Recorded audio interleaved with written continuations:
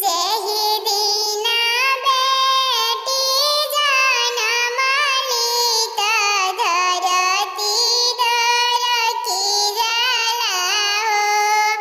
आम के दियारा धरकी जलाई त बेटी पाहुन हो। जेहि दीना बेटी जनमली अली धरती दरकी जाला हो।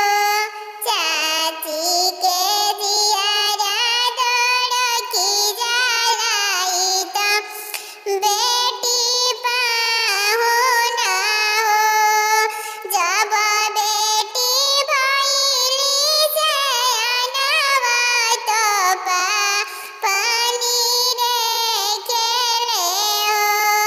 अब बेटी भइली सयानवा तो बेटी ससुर जइहे हो।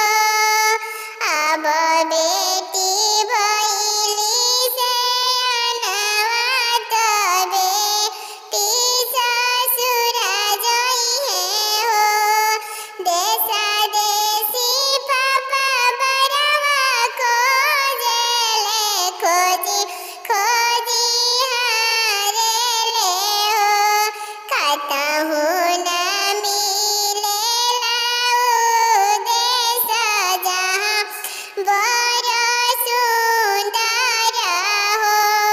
कतहु न मिलेला उ देश जहाँ बर सुंदर हो। देशा